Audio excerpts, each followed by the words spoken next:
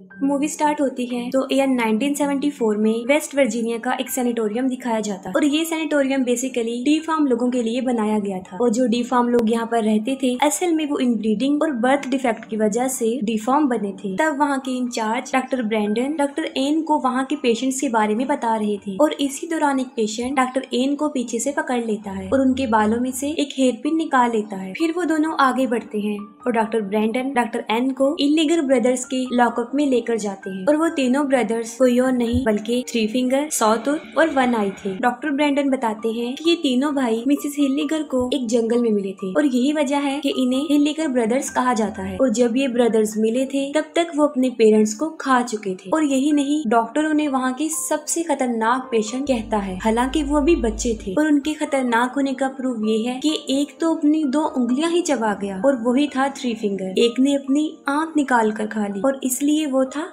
One आई। और तीसरा जो अपने दांतों को दीवारों के साथ रगड़ता रहता था और इसीलिए वो सॉटूथ था। और उसने तो बहुत सारे पेशेंट्स को काट कर बुरी तरह जख्मी भी कर दिया था। ये सब बातें सुनकर डॉक्टर एन पूछते हैं कि ये तीनों इतनी सारी पेन को कैसे बेयर कर लेते हैं। इस पर डॉक्टर ब्रैंडन उन्हें बताते हैं कि इनको तो तकलीफ महसूस ही नहीं होती। इसके बाद वो लोग आगे बढ़ते हैं और जिस पेशेंट ने डॉक्टर एन की पिन निकाली थी वो उस पिन के जरिए लॉक खोलने लग गया था, लेकिन वो ऐसा नहीं करता क्योंकि वो इतना इंटेलिजेंट नहीं था। और वो तीनों भाई उसे देख लेते हैं और उससे वो पिन मांगते हैं, जिस पर वो पिन उनकी तरफ फेंकता है और उन ब्रदर्स में सबसे ज्यादा इंटेलिजेंट यानी थ्री फिंगर लॉक को खोल लेता है और वो चुपके से तीनों भाई बाहर आ जाते हैं और सिक्योरिटी गार्ड को मार देते हैं और फिर कंट्रोल रूम में जाकर सारे सेल्स को खोल देते हैं। और इसके बाद से ही वो जगह पूरी तरह मेंटल असाइलम बन जाती है। वो तीनों डॉक्टर एन को पकड़ लेते हैं और उसे इलेक्ट्रिक शॉक्स देते हैं और तब तक ऐसा करते हैं जब तक कि उसका दिमाग पूरी तरह पक ना जाए। इसके बाद वो डॉक्टर ब्रैंडन को भी पकड़ लेते हैं और अपनी स्मार्टनेस शो करवाते हुए उससे भी बड़ी बेरहमी से मार देते हैं। और फिर 29 इयर्स गुजर जाते हैं और 29 सालों के बाद 9 स्टूडेंट्स को दिखाया जाता है। उस वक्त वो सब स्नो को बहुत इंजॉय कर रहे होते हैं। उन्होंने अपने एक फ्रेंड कैबिन में जाना था लेकिन वो रास्ता भूल जाते हैं और एक बहुत खतरनाक तूफान में बुरी तरह फंस जाते हैं। और इसी दौरान वहाँ पर मौजूद उन्हें एक बिल्डिंग नजर आती है। वो सब लोग उस बिल्डिंग की तरफ बढ़ते हैं लेकिन उन्हें ये अंदाजा बिल्कुल नहीं होता कि वहाँ पर जाने की उन्हें कितनी भारी कीमत अदा करनी पड़ी। और वो बिल्डिंग वो ही सैनिटोरियम था जहाँ पर वो तीनों भाई रहा करते थे। जैसे ही वो लोग अंदर जाते हैं उन्हें पता चल जाता है कि ये एक हॉस्पिटल था और वो आग जलाकर आराम से वहाँ पर बैठ जाते। लेकिन वो आराम से बैठने वाले लोग बिल्कुल भी नहीं थे क्योंकि ये उनकी नेचर में शामिल था कि किसी सुनसान जगह पर जाकर उस जगह की अच्छे से तलाशी ली जाए। और वो पूरी जगह की अच्छे से तलाशी लेते हैं और इंचार्ज ऑफिस में उन्हें वाइन मिल जाती और वहीं पर उन्हें वहाँ के पेशेंट्स की फाइल भी मिल जाती है, जिसे देखकर उन्हें पता चल जाता है कि यहाँ पर डी फार्म लोगों को रखा जाता था। फिर हम देखते हैं कि वो तीनों भाई किसी को लेकर उस सैनिटोरियम में पहुँच जाते हैं। उन स्टूडेंट्स में से 3 नाइट स्पेंड करने के लिए बेड्स को चेक करने के लिए जाते हैं और वहाँ पर उन्हें कुछ नजर आता है। उन तीनों में से लड़का विंसन चेक करने के लिए अंदर जाता है और अंदर जाते ही उसकी शाउट करने की आवाजें आती, जिस पर बाहर खड़ी वो लड़कियाँ जैना और कैनी डर जाती हैं। लेकिन किसी तरह वो हिम्मत करके विंसन को ढूंढने जाती हैं। विंसन उनके साथ एक घटिया सा मजाक कर रहा होता है और उन्हें डरा देता है, जिसकी वजह से वो दोनों उससे नाराज होकर वहाँ से चली जाती हैं। और तभी वरनाई उनका पीछा कर रहा होता है। उन सब से माफी मांगने के लिए विंसन अकेला ही जनरेटर ढूंढने चला जाता है और उसे जनरेटर मिल भी जाता है और फिर वो उसे ऑन कर देता है। अब क्योंकि वो सब अमेरिकन स्टूडेंट्स थे और किसी सुनसान जगह पर उनका दूसरा रूल ये होता है कि जब लाइट आ जाए तो पार्टी करें, और वो बिल्कुल ऐसा ही करते हैं और पूरे हॉस्पिटल में हलचल मचा देते हैं। लेकिन इस दौरान उन्हें ये पता नहीं होता कि कोई उन पर नजर रख रहा। पार्टी करते करते वो लोग एक ऐसी जगह पर पहुंच जाते हैं जहाँ उन्हें एक फिल्म रील मिलती है। डैनियल उसे एक प्रोजेक्टर में डालकर उसे प्ले कर देता है। उस फिल्म में दिखाया जा रहा था कि उन हिल्लिगर ब्रदर्स पर सबसे ज्यादा एक्सट्रीम टेस्ट किए जा रहे थे।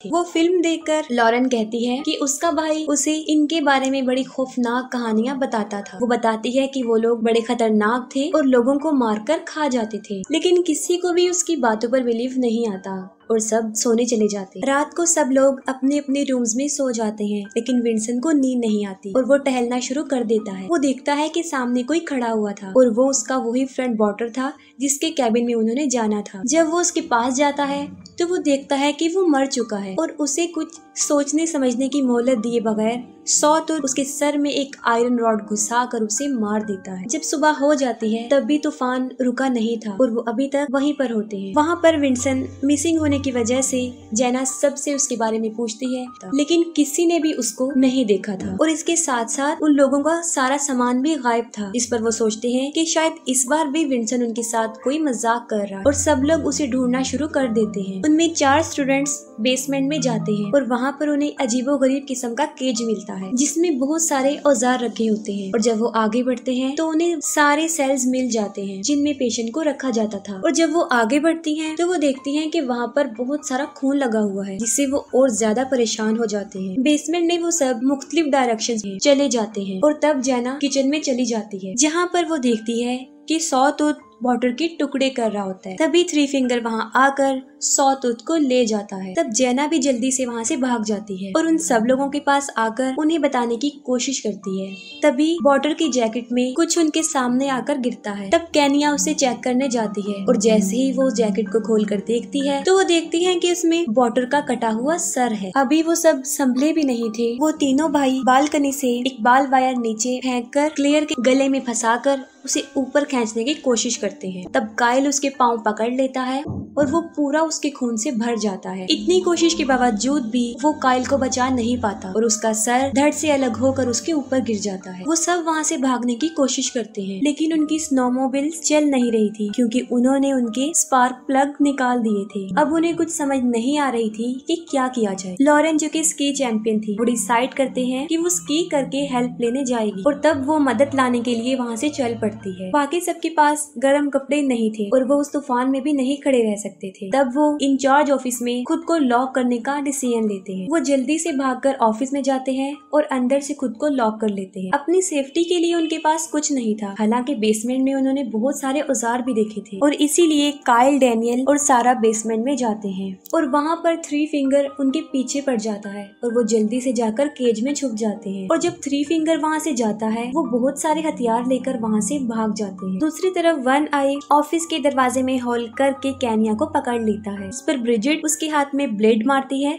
और वो केनिया को छोड़ देता है और वो सब बेसमेंट में से भाग रहे होते हैं और सबसे पीछे डैनियल होता है। तभी सॉटूथ डैनियल को पकड़ लेता है और उसे किचन में ले जाकर बांध देता है। काइल और सारा जब ऑफिस में पहुंचती हैं तब वो देखती हैं कि उनके पीछे डैनियल नहीं था, जबकि वो तीनों ब्रदर्स डैनियल को जिंदा ही काट रहे होते हैं जिसकी चीखें वो सब सुन सकते थे। और लास्ट में बहुत सारी बहस के बाद वो उसे बचाने जाते हैं। तब काइल देखता है कि वो तीनों उसकी मसल्स को काटकर तेल में फ्राई कर कर खा रहे थे और डैनियल उस टॉर्चर से बच नहीं पाता और उसे मरा हुआ देखकर वो सब डिसाइड करते हैं कि वो उन तीनों को अपने ट्रैप में फंसाएंगे। ये सोचते हुए वो उन लोगों पर अटैक कर देते हैं और उन्हें एक सेल में बंद कर देते हैं। तब काइल उन्हें जलाकर मारने का फैसला करता है लेकिन केनिया उसे ऐसा करने से रोक देती है। वो इसलिए मना करती है क्योंकि शायद उसकी इंसानियत जाग गई थी और वो उन्हें मासूम समझ रही थी। वो काइल को उन पर पहरा देने के लिए वहाँ पर रुकने को बोलते हैं और खुद जाकर सो जाते हैं। और यहाँ बदकिस्मती से वो उसी सेल में लॉक थे जहाँ पर वो 29 साल तक लॉक रहे। और सबसे बड़ी बात ये कि जिस पिन से उन्होंने वो लॉक खोला था अभी भी वो पिन वहीं पर ही पड़ी थी। और जब काइल सो जाता है तब थ्री फिंगर अपनी स्मार्टनेस दिखाता है और लॉक को खोल लेता है और बाहर आते ही सॉटूथ काइल को पकड़ लेता है। और जब केनिया काइल को चेक करने आती है तब खुद ब खुद जनरेटर बंद हो जाता है और हर तरफ अंधेरा हो जाता है। और वहाँ पर वो देखती है कि ना तो वहाँ पर काइल है और ना वो तीनों सेल में है। वो वापस आकर सबको बताती है और तभी वहाँ पर कोई दरवाजे पर आ जाता है जिसका फेस कवर होता है और वो सब समझते हैं कि शायद ये थ्री फिंगर है जिसको वो बड़ी बेरहमी से मारते हैं और वो जान से मर जाता है। फिर वो उसका फेस देखने के बारे में सोचते हैं। तब वो देखते हैं कि वो थ्री फिंगर नहीं था बल्कि वो काइल था जिसकी जुबान कटी हुई थी। उसे देखकर वो सब वहाँ से भागने की कोशिश करते हैं लेकिन वो तीनों भाई बुरी तरह उनके पीछे पड़ जाते हैं। भागते भागते वो सब उनके रूम्स तक पहुँच जाते हैं जहाँ पर उन लोगों का सामान भी रखा हुआ था। वो सब अपनी जैकेट्स पहनकर खिड़की से बाहर आने का डिसीजन लेते हैं लेकिन वो एक सैनिटोरियम था जिसकी सारी विंडोज सील्ड थी और वहीं पर उन्हें एक टूटी हुई खिड़की मिलती है लेकिन उस खिड़की के पीछे बहुत सारी बर्फ जमी हुई थी। सारा उस बर्फ को हटाने लगती है और इतनी ही देर में वो तीनों भाई भी वहाँ पहुँच जाते हैं। वो थ्री फिंगर दरवाजा तोड़ने की बहुत कोशिश करता है। थ्री फिंगर के बाद सॉटूथ उस दरवाजे को तोड़ने की कोशिश करता है और इतनी ही देर में सारा बर्फ से एक रास्ता बनाने में कामयाब हो जाती है और वो वहाँ से बाहर निकल जाते हैं। लेकिन जेना बाहर निकल नहीं पाती और वो वहीं फंस जाती है। और तब सॉटूथ एक ड्रिल लेकर उसे मार देता है। बाकी तीनों जान बचाकर वहाँ से भागते हैं, लेकिन वो तीनों भाई भी उन्हीं की स्नोमोबिल्स पर उनका पीछा करते हैं। सॉटूथ ब्रिजिट को पकड़ लेता है, जिस पर वो चाकू से उस पर हमला करती है और वो उसे छोड़ देता है। दूसरी तरफ हमें लॉरेन दिखाई जाती है, जो बर्फ जमने की वजह से मर चुकी होती है। और यहाँ पर सबसे अफसोसनाक बात ये है कि मेन रोड उसके सामने ही था, जो तूफान की वजह से उसे नजर नहीं आया और वो हिम्मत हार कर वहीं बैठी रही और मर गई। अब सिर्फ केनिया और सारा ही बचते हैं और केनिया अपनी जान बचाकर भाग रही होती है और वन आई उसके पीछे पड़ा होता है। अभी वो केनिया को पकड़ने ही वाला होता है कि सारा उसे मारकर नीचे गिरा देती है और वो अपनी स्नोमोबिल्स लेकर वहाँ से चली जाती है। वो दोनों बहुत खुश होती है क्योंकि ये सब उन्होंने अपने प्लान के अकॉर्डिंग किया होता है। वो इतनी खुश होती है कि वहाँ पर लगी हुई वायर्स उन्हें नजर नहीं आती और उन दोनों का सर धड़ से अलग हो जाता है। तभी थ्री फिंगर वहाँ आता है और उनके सर उठाकर ले जाता है और उनकी बॉडी वहीं पर ही पड़ी रहती है और इसके साथ ही ये मूवी एंड हो जाती है।